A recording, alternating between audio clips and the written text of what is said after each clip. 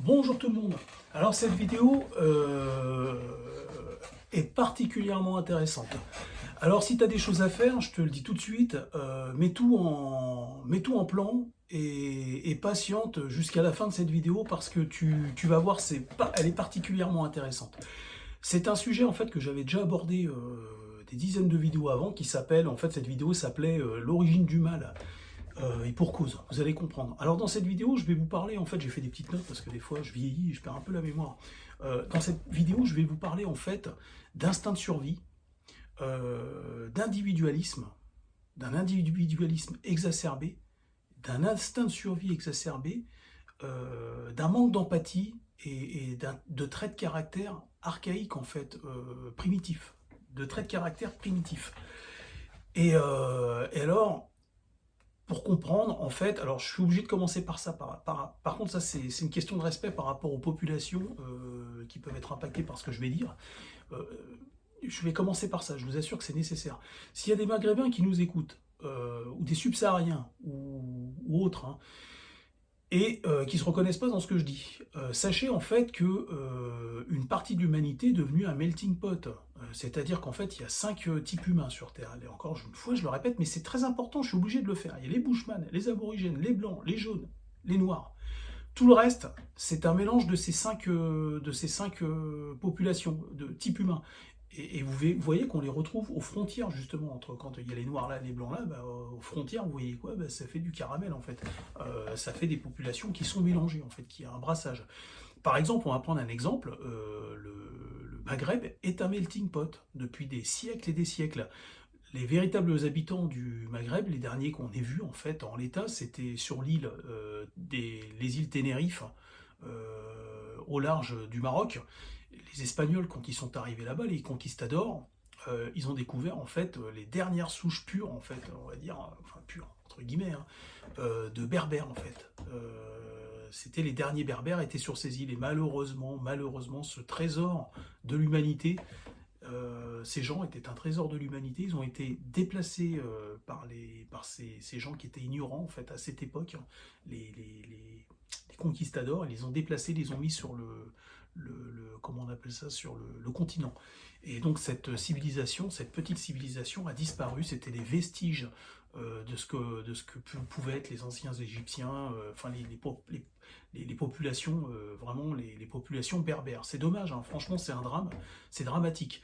Et donc, comment on appelle ça, le Maghreb est une population en fait métissée, c'est une population brassée, et vous avez par exemple Alaric. Alaric, quand il venait de Lituanie, hein, des pays baltes, Alaric, et quand il est descendu à travers l'Europe, il s'est fait chasser avec sa population, je crois qu'ils étaient 250 000, quelque chose comme ça au début. Petit à petit, à force de se défendre contre des barbares, et puis après, ils ont commencé à se faire poursuivre et pourchasser par les Romains, les pauvres. Ils se sont retrouvés piégés dans la péninsule ibérique et ils ont dû traverser le détroit de Gibraltar pour se rendre au Maroc. Là, on leur a foutu un peu la paix et ils ont fini en Tunisie, dans l'actuelle Tunisie. Et même là, les Romains ne les ont pas lâchés, hein, parce que les Romains, vous savez que c'était des sacrés teignes, hein. Et donc, ces populations ont fini brassées en fait au Maghreb. Vous avez aussi les premières colonies grecques, hein, de Carthage qui avaient commencé déjà le métissage. Ces populations reçoivent régulièrement en fait des apports des apports de subsahariens en fait, et puis aussi blancs, hein, ça arrive parce qu'avec les razzias qu'ils faisaient et puis les enlèvements de femmes blanches aryennes sur les razzias, hein, faits par des pirates des pirates barbaresques, hein. Et donc il y a eu aussi les Turcs qui sont venus s'installer chez eux. Les Turcs ont ramené des gènes des pays slaves, entre autres, hein, et des gènes asiatiques. Des fois, vous voyez des Maghrébins, ils ont les yeux comme ça. Je vous assure que c'est vrai, j'en ai déjà vu. On voit qu'ils sont asiatiques. Il y en a qui savent de quoi je parle. Et puis, bah, il y a eu les Arabes de la péninsule arabique qui sont venus envahir le Maghreb et qui ont imposé leur culture et leur religion. Donc aujourd'hui, le Maghreb, c'est un melting pot. Et donc forcément, il y a des gens qui ne vont pas se reconnaître dans ce que je dis. Et pourquoi? Et je vais l'expliquer tout de suite, et ça commence. Alors, il y a, dans le phénomène dont je vais vous parler, les Blancs, j'estime qu'au pire pour eux, vraiment au pire, on va dire 2 personnes sur 10 sont touchées par ce phénomène chez les Blancs.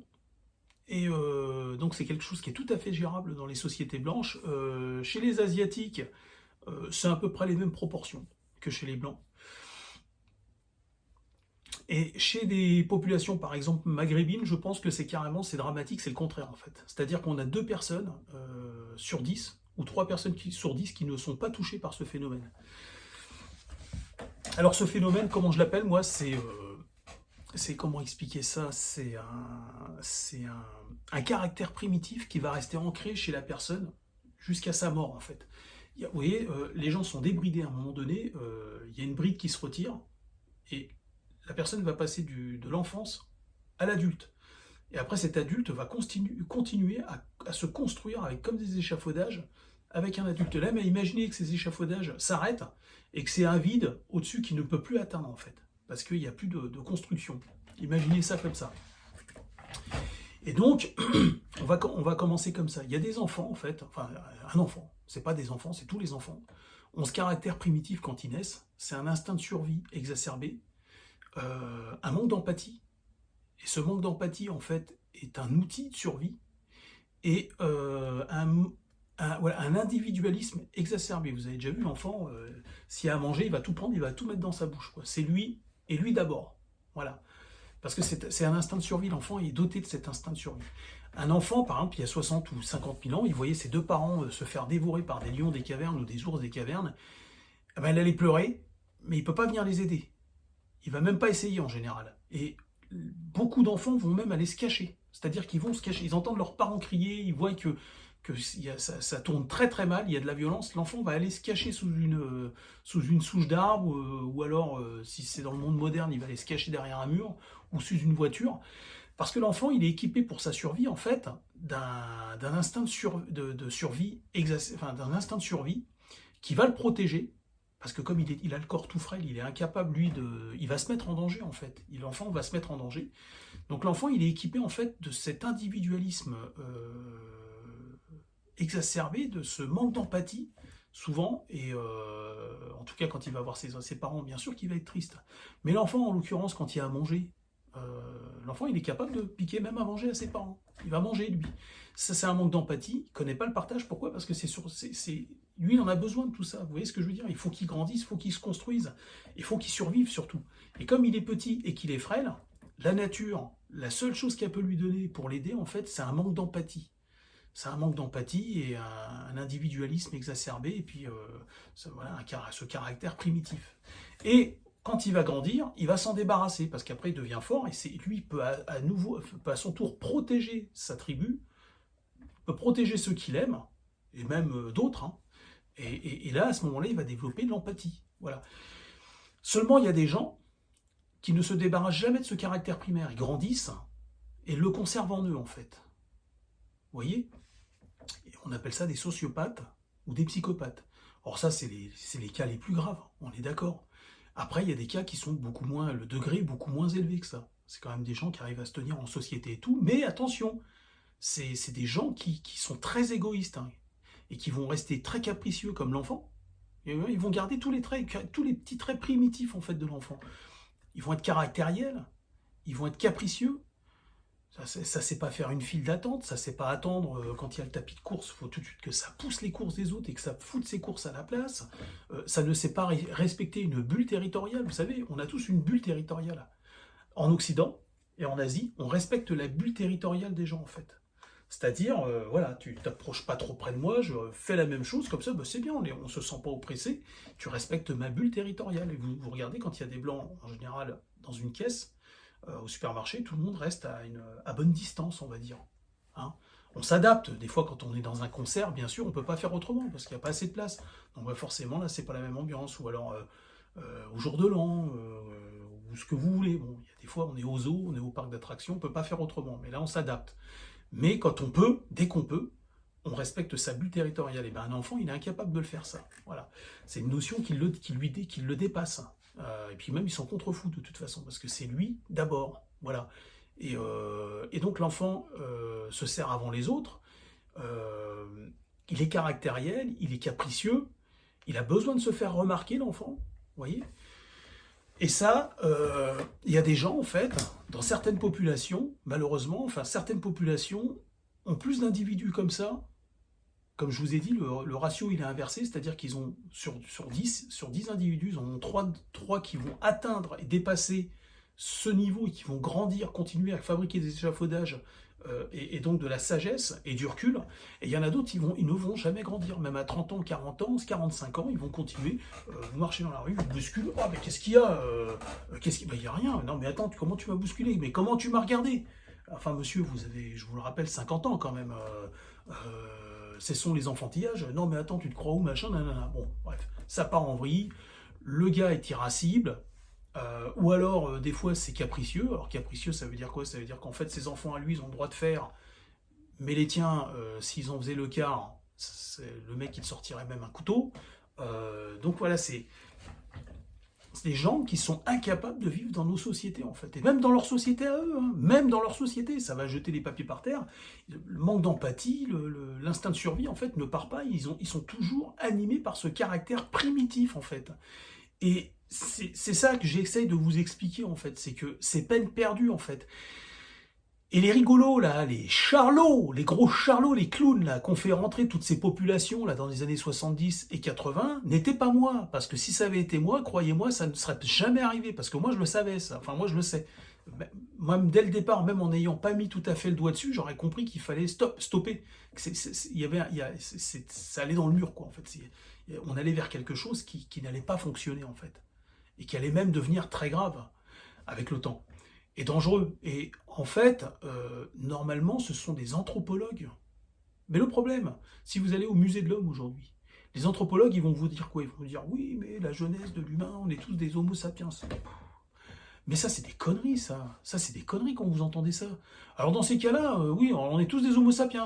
Dans ces cas-là, je prends une poignée de fourmis rouges, une poignée de fourmis fauves, ça existe, une poignée de fourmis noires, une poignée de fourmis, je sais pas quoi, de trucs, mais je les mets tous ensemble, c'est des fourmis, il n'y a pas de problème. On va se les regarder, elles vont tous s'entre-dévorer, tous se piquer, toutes s'entretuer. Pareil pour les araignées. Vous mettez 6 espèces d'araignées ensemble, vous allez voir le massacre. Ça se termine en cannibalisme. Et il faut vraiment, enfin moi je veux dire, le musée de l'homme, c'est dommage, hein, parce que c'est des gens compétents, hein, c'est des gens, moi je les respecte, hein, c'est des gens compétents, hein, ils sont tous compétents au musée de l'homme. Le problème c'est que la plupart sont animés par une mentalité de gaucho complètement... bah tiens, pas plus tard qu'hier, il y a un monsieur là, je sais plus comment il se fait appeler son pseudo, mais il est très sympa, et il m'a dit, ouais, il m'a parlé de biais cognitif. Biais cognitif. Mais c'est ça, hein, en fait. Hein. Vous allez au musée, les socialistes, il y a un problème de biais cognitif chez le socialiste. C'est-à-dire que il y a une mauvaise évaluation, il y a, je sais plus comment on dit, comment on appelle ça, il n'arrive plus à faire le discernement entre ce qui est réel et ce qui n'est pas viable, en fait. Ce qui n'est pas viable. Et dire qu'on peut mélanger toutes ces sociétés humaines, c'est dire qu'on peut mélanger toutes ces espèces de fourmis, on peut les mélanger entre elles. Ce sont des fourmis, voilà. Mais non, c'est pas comme ça que ça marche. Et les humains, c'est exactement pareil c'est exactement pareil. L'humain a une niche écologique. Il a des sociétés qui ont des caractères qui leur sont propres, et si vous mélangez des sociétés avec d'autres sociétés, ça va casser, forcément, il y a une société qui va se briser. Et là, c'est un drame, c'est un drame anthropologique, et moi, il y a un truc que je comprends pas, qui me dépasse, et ça, je l'ai exprimé dans une autre vidéo, c'est comment tu peux te dire que tu fais de l'écologie, normalement, tu es sensible à ça, au respect des niches écologiques, au respect du noyau de chaque société, et veiller à ce que ces sociétés ne disparaissent pas pour pas qu'elles soient bouffées par des autres. On a déjà vu dans l'histoire, c'est arrivé bien souvent. Hein. Et donc faire en sorte que ça ne recommence plus, en fait. On pensait être vacciné, mais en fait non, les socialos, ils vous disent tout à fait le contraire. En fait, ils disent tout. En fait, c'est vraiment cette histoire de biais cognitif. Ils disent que l'humain, on doit laisser l'humain, la porte ouverte à l'humain, on doit l'accueillir, machin et tout, mais si l'humain tue l'humain, ils vont dire, bah oui, c'est grave, bah oui, c'est ce qui arrive quand des humains se retrouvent dans l'obligation d'accueillir d'autres populations humaines, ils sont amenés, eux, à disparaître. Et c'est pas une blague, ça arrive. C'est ce qui se passe avec les aborigènes, par exemple. Et c'est ce qui est en train de se passer avec les peuples blancs. Et ces gens-là, ils vont vous dire, mais non. Et là, il y a vraiment cette histoire, comme il m'a dit, ce monsieur-là, il m'a dit, voilà, cette histoire de pensée cognitive, de biais cognitif. Et c'est exactement ça. C'est à ça qu'on a affaire. Et ces gens qui ne veulent pas reconnaître ce que je suis en train de vous dire dans cette vidéo, en fait, il y a des populations qui en majeure partie, en leur sein, les individus conservent des traits, des traits de caractère primitifs, en fait. Vous voyez que normalement, la plupart des individus, enfin, en Occident, la plupart des individus s'en détachent en grandissant. C'est quelque chose qui va se détacher, qui va partir, qui va s'estomper. Et dans certaines populations, ça ne se détache pas, ça reste en fait. Ce qui explique pourquoi ils jettent des papiers par terre, ils s'en foutent en fait. Ça reste des mômes en fait. Ça reste des mômes, ça reste des enfants. Donc on a quelqu'un en face de nous, n'empêche, il va être intelligent, il n'y a pas de souci. C'est quelqu'un qui va être intelligent, mais qui n'a pas la sagesse. C'est quelqu'un qui est intelligent, mais qui n'a pas la sagesse. Mais c'est grave, c'est dangereux, quelqu'un qui est intelligent, mais qui n'a pas la sagesse. C'est-à-dire qu'il n'a pas de limite. Et vous pouvez avoir quelqu'un de très intelligent, mais qui n'a pas d'instruction. En contrepartie, vous pouvez avoir quelqu'un qui a beaucoup d'instruction et qui n'est pas très intelligent. Et des fois, celui qui a plus d'instruction et qui est moins intelligent va être moins dangereux que celui qui est intelligent et qui n'a pas du tout d'instruction.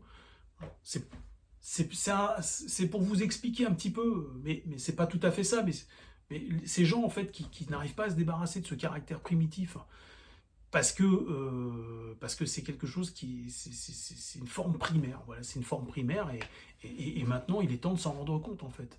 Il faut arrêter, il faut arrêter de parler de la Deuxième Guerre mondiale, de tout ramener au nazisme et tout. Je vous l'ai dit, l'eugénisme, c'est quelque chose qui va revenir qui va pas revenir à la mode, mais on va être obligé de ramener l'eugénisme à un moment donné. C'est important l'eugénisme, ça nous permet de comprendre qui est qui en fait. C'est pas du racisme, c'est pas du racisme. Écoutez, je vous dis à bientôt.